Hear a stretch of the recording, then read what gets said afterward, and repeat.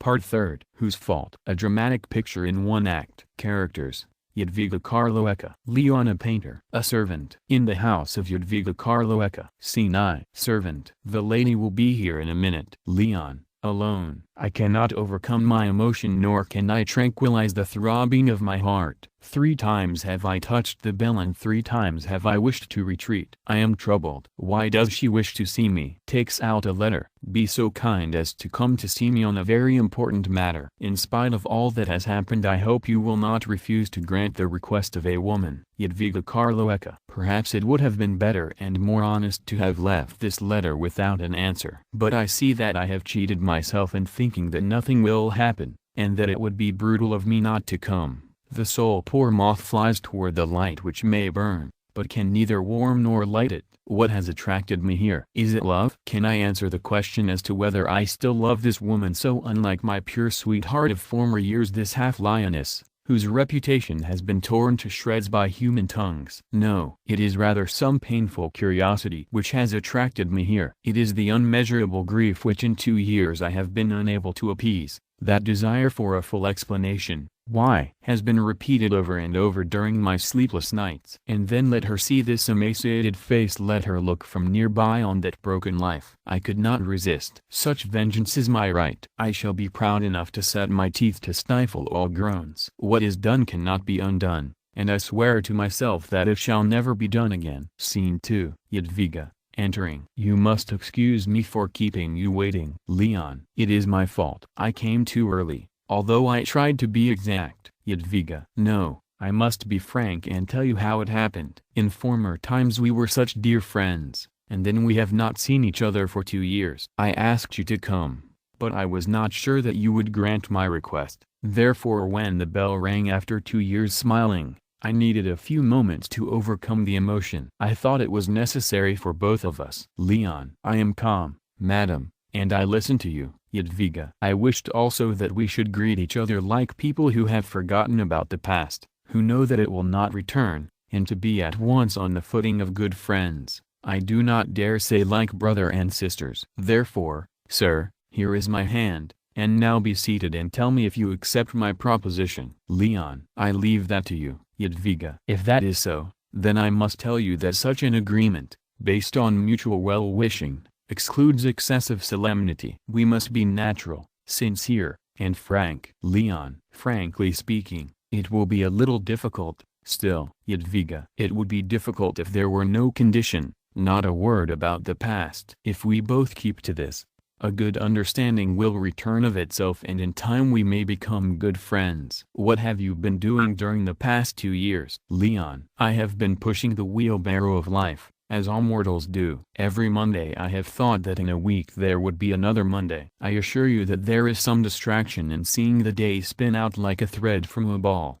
and how everything that has happened goes away and gradually disappears, like a migratory bird.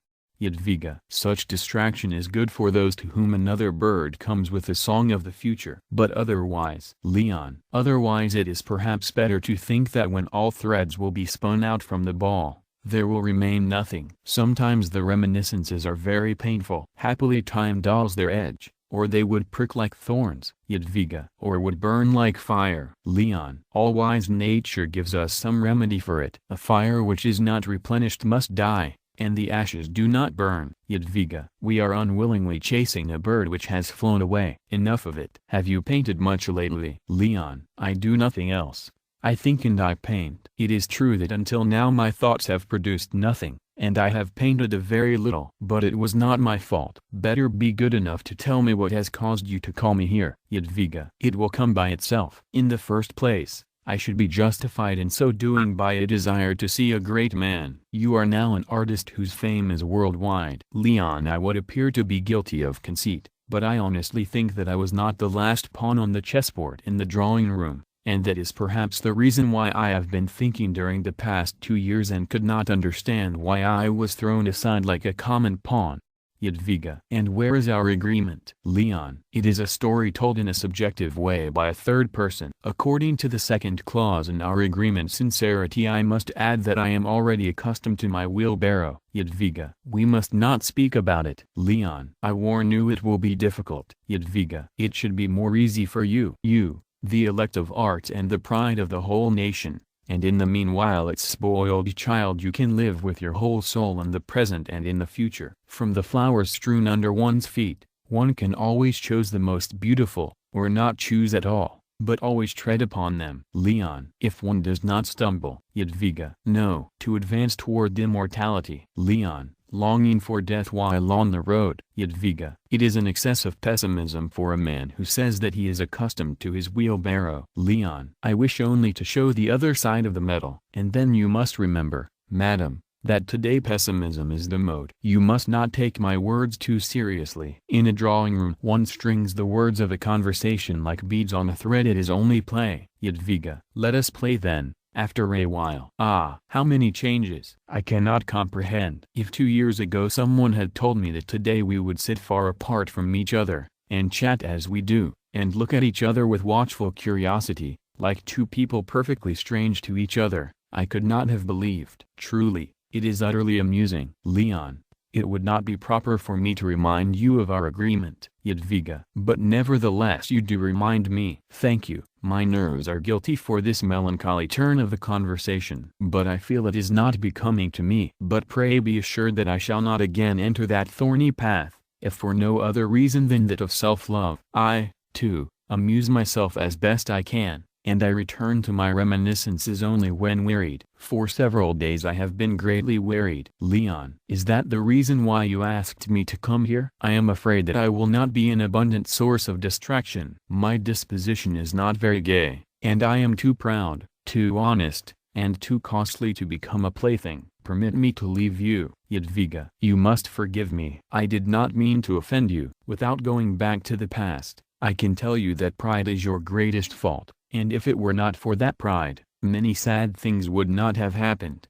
Leon. Without going back to the past, I must answer you that it is the only sail which remained on my boat. The others are torn by the wind of life. If it were not for this last sail, I should have sunk long ago. Jadwiga. And I think that it was a rock on which has been wrecked not only your boat but no matter. So much the worse for those who believed in fair weather and a smooth sea. We must at least prevent ourselves from now being carried where we do not wish to sail. Leon. And where the sandy banks are sure. Jadwiga. What strange conversation. It seems to me that it is a net, in which the truth lies at the bottom, struggling in vain to break the meshes. But perhaps it is better so. Leon. Much better. Madam, you have written me that you wished to see me on an important matter. I am listening. Jadwiga. Yes, smiling. It is permitted a society woman to have her fancies and desires, sometimes inexplicable fancies, and it is not permitted a gentleman to refuse them. Well, then, I wished to see my portrait,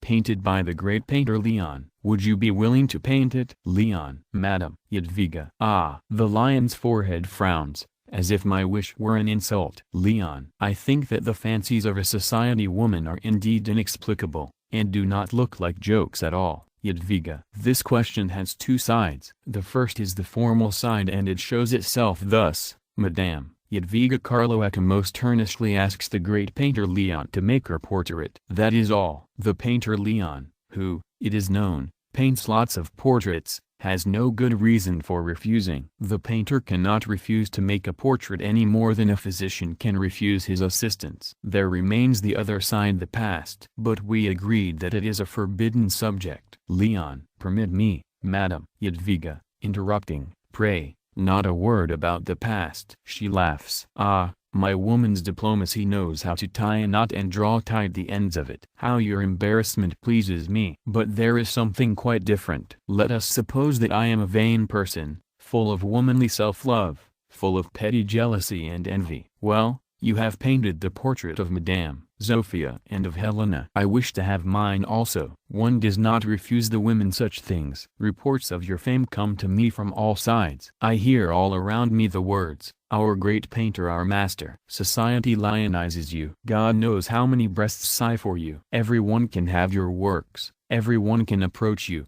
see you, Be proud of you. I alone, your playmate, your old friend, I alone am as though excommunicated. Leon. But Madame Jadwiga. Jadwiga. Ah, you have called me by my name. I thank you and beg your pardon. It is the self-love of a woman, nothing more. It is my nerves. Do not be frightened. You see how dangerous it is to irritate me. After one of my moods I am unbearable. I will give you 3 days to think the matter over. If you do not wish to come, write me then. She laughs sadly. Only I warn you, that if you will neither come nor write me, I will tell everyone that you are afraid of me, and so I will satisfy my self-love. In the meantime, for the sake of my nerves, you must not tell me that you refuse my request. I am a little bit ill, consequently capricious. Leon. In 3 days you shall have my answer. Rising, and now I will say goodbye. Jadwiga. Wait a moment. This is not so easy as you think. Truly, I would think you are afraid of me. It is true that they say I am a coquette,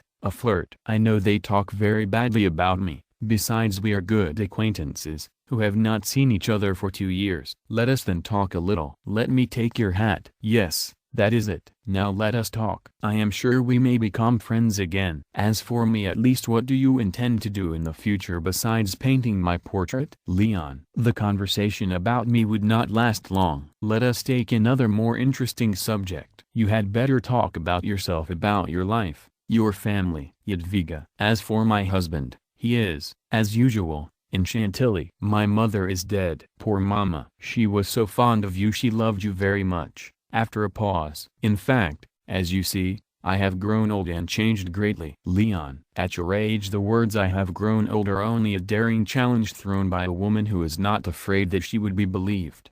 Jadwiga. I am 23 years old, so I am not talking about age in years, but age in morals. I feel that today I am not like that Jadwiga of Kalinois whom you used to know so well. Good gracious! When I think today of that confidence and faith in life, those girlish illusions, the illusions of a young person who wished to be happy and make others happy, that enthusiasm for everything good and noble, where has all that gone? Where has it disappeared? And to think that I was well, an honest wildflower, and today, Leon, and today a society woman. Jadwiga. Today, when I see such a skeptical smile as I saw a few moments ago on your lips, it seems to me that I am ridiculous very often. So even always when I sit at some ideal embroidery, and when I begin to work at some withered flowers on the forgotten, despised canvas of the past, it is a curious and old-fashioned from times when faithfulness was not looked seriously on, and people sang of Philon. Leon. At that moment you were speaking according to the latest mode. Jadwiga. Shall I weep,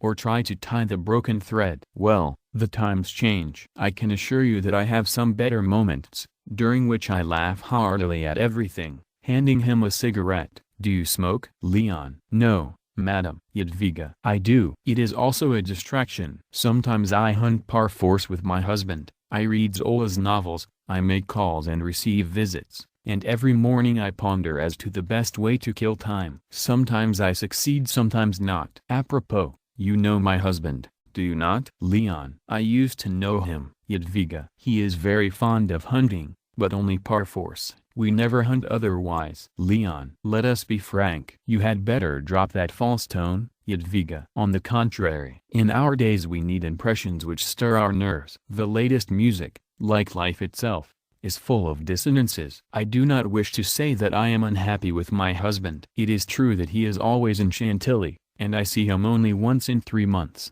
but it proves, on the other hand, that he has confidence in me. Is it not true? Leon. I do not know, and I do not wish to decide about it. But before all, I should not know anything about it. Jadwiga. It seemed to me that you ought to know. Pray believe that I would not be as frank with anyone else as I am with you. And then, I do not complain. I try to surround myself with youths who pretend they are in love with me. There is not a penny worth of truth in all of it. They all lie, but the form of the lie is beautiful because they are all well-bred people. The Count Skorsky visits me also. You must have heard of him, I am sure. I recommend him to you as a model for Adonis. Ha, ha. You do not recognize the wildflower of Kalinois? Leon. No, I do not recognize it. Jadwiga. No. But the live flower? Leon. As a joke. Jadwiga. At which one cannot laugh always. If our century was not skeptical I should think myself wild. romantic, trying to drown despair. But the romantic times have passed away. Therefore,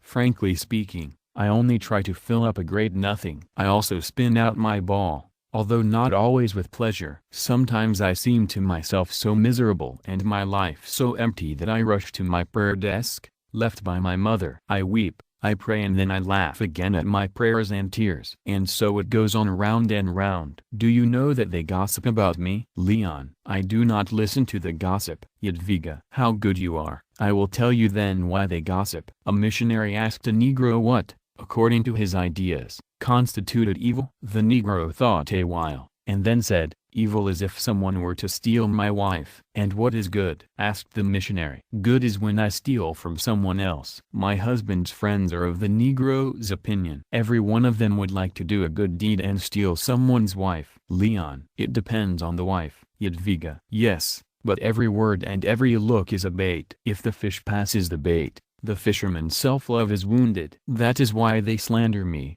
After a while, you great people, you are filled with simplicity. Then you think it depends on the wife. Leon. Yes, it does. Jadwiga. More blue. As my husband says, and if the wife is weary? Leon. I bid you goodbye. Jadwiga. Why? Does what I say offend you? Leon. It does more than offend me. It hurts me. Maybe it will seem strange to you, but here in my breast I am carrying some flowers, although they are withered dead for a long time. But they are dear to me, and just now you are trampling on them. Jadwiga, with an outburst. Oh, if those flowers had not died. Leon. They are in my heart and there is a tomb. Let us leave the past alone. Jadwiga. Yes, you are right. Leave it alone. What is dead cannot be resuscitated. I wish to speak calmly. Look at my situation. What defends me, what helps me, what protects me? I am a young woman, and it seems not ugly, and therefore no one approaches me with an honest, simple heart, but with a trap in eyes and mouth. What opposition have I to make? Weariness, grief, emptiness? In life even a man must lean on something, and I, a feeble woman, I am like a boat without a helm, without oar and without light toward which to sail. And the heart longs for happiness. You must understand that a woman must be loved and must love someone in the world, and if she lacks true love she seizes the first pretext of it, the first shadow. Leon, with animation. Poor thing. Jadwiga. Do not smile in that ironical way. Be better, be less severe with me. I do not even have anyone to complain, and that is why I do not drive away Count Skorsky. I detest his beauty, I despise his perverse mind, but I do not drive him away because he is a skillful actor, and because when I see his acting it awakens in me the echo of former days. After a while, how shall I fill my life? Study, art? Even if I loved them, they would not love me, for they are not living things. No, truly now, they showed me no duties, no aims, no foundations. Everything on which other women live, everything which constitutes their happiness, sincere sorrow, strength, tears, and smiles, is barred from me. Morally I have nothing to live on like a beggar. I have no one to live for like an orphan. I am not permitted to yearn for a noble and quiet life. I may only nurture myself with grief and defend myself with faded, dead flowers, and remembrances of former pure, honest, and loving Jadwiga. Ah! Again I break my promise, our agreement. I must beg your pardon. Leon. Madame. Jadwiga. Both our lives are tangled. When I was most unhappy, when everything abandoned me, there remained with me the love of an ideal love of the country. Jadwiga. Thoughtfully. The love of an ideal country. There is something great in that. You, by each of your pictures, increase the glory of the country and make famous its name, but what can I do? Leon. The one who lives simply, suffers and quietly fulfills his duties, he also serves his country. Jadwiga. What duties? Give them to me. For everyday life one great, ideal love is not enough for me. I am a woman. I must cling to something, twine about something like the ivy, otherwise truly, sir, I should fall to the ground and be trampled upon. With an outburst. If I could only respect him. Leon. But, madam, you should remember to whom you are speaking of such matters. I have no right to know of your family affairs. Jadwiga. No, you have not the right, nor are you obliged nor willing. Only friendly hearts know affliction, only those who suffer can sympathize. You looking into the stars you pass human misery and do not turn your head even when that misery shouts to you. It is your fault. Leon. My fault. Jadwiga. Do not frown, and do not close your mouth. beseechingly. I do not reproach you for anything. I have forgiven you long ago, and now I, the giddy woman whom the world always sees merry and laughing, I am really so miserable that I have even no strength left for hatred.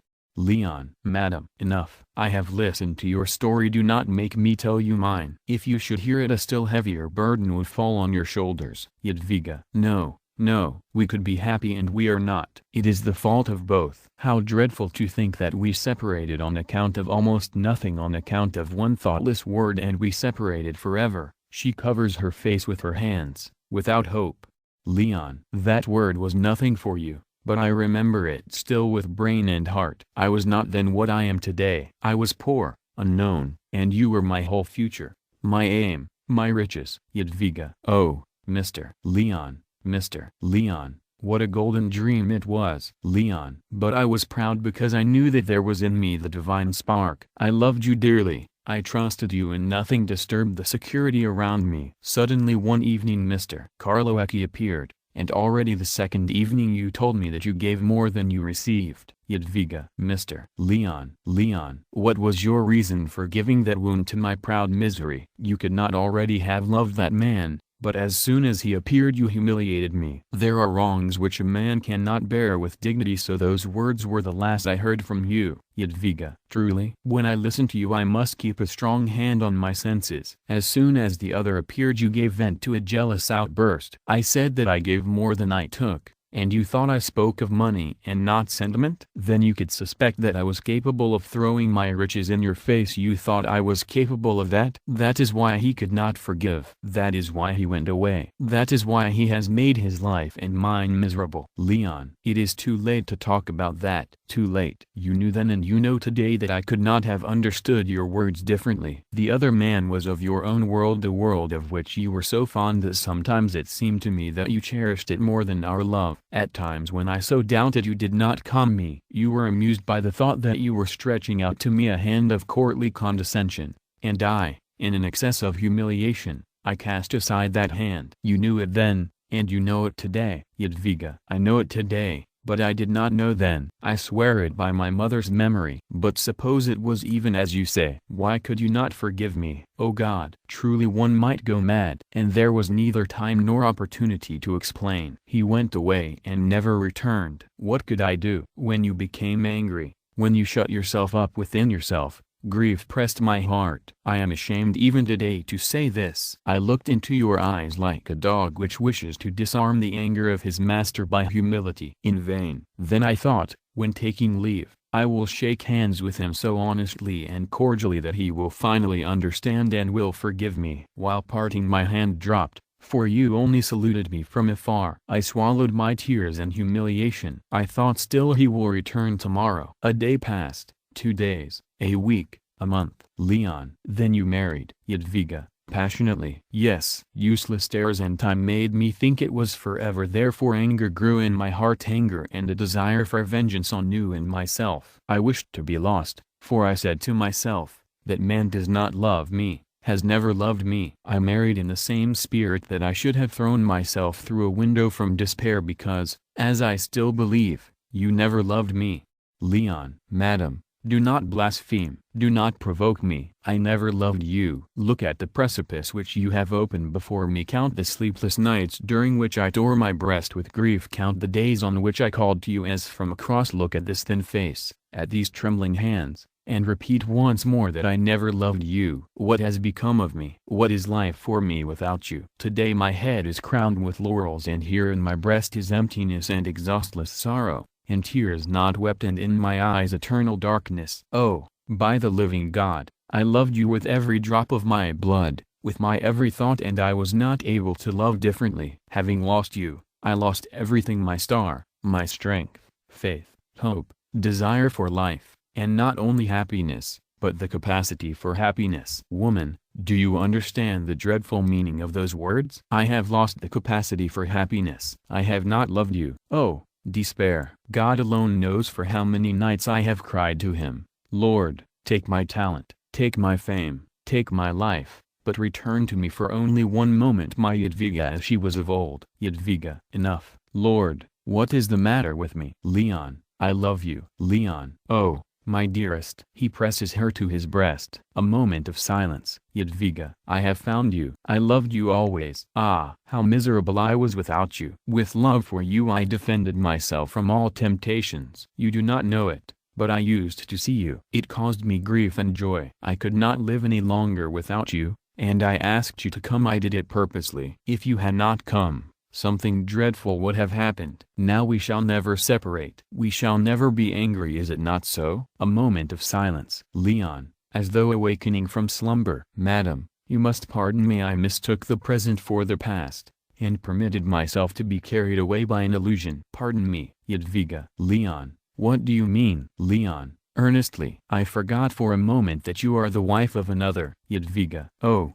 you were always honest and loyal. No. There shall be no guilty love between us. I know you, my noble Leon. The hand which I stretch out to you is pure. I swear it to you. You must also forgive me a moment of forgetfulness. Here I stand before you, and say to you, I will not be yours until I am free. But I know that my husband will consent to a divorce. I will leave him all my fortune, and because I formerly offended your pride, it was my fault. Yes, my own fault. You shall take me poor. In this dress only will it suit you? Then I will become your lawful wife. Oh, my God! And I shall be honest, loving, and loved. I have longed for it with my whole soul. I cannot think of our future without tears. God is so good. When you return from your studio at night, you will come neither to an empty room nor to grief. I will share your every joy, your every sorrow. I will divide with you the last piece of bread. Truly, I cannot speak for tears. Look, I am not so bad,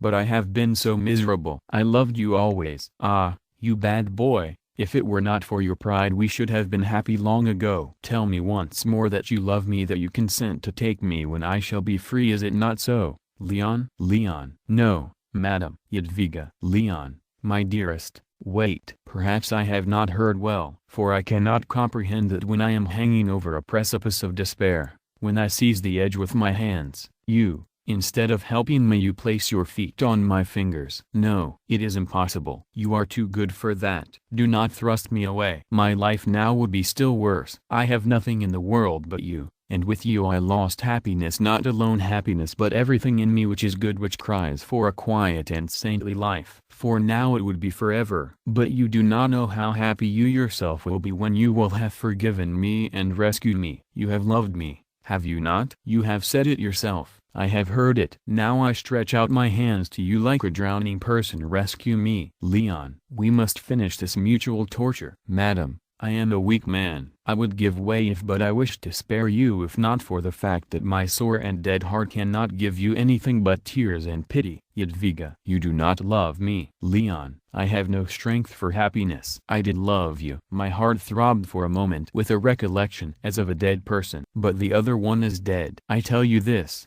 madam, in tears and torture. I do not love you. Jadwiga. Leon. Leon, have pity on me and forgive me. Jadwiga. You do not love me. Leon. What is dead cannot be resuscitated. Farewell. Jadwiga. After a while. Very well. If you think you have humiliated me enough, trampled on me, and are sufficiently avenged, leave me then, to Leon, who wishes to withdraw. No, no, remain. Have pity on me. Leon. May God have pity on us both. He goes away. Jadwiga. It is done. A servant, entering. Count Skorsky. Jadwiga. Ha. Show him in. Show him in. Ha, ha, ha.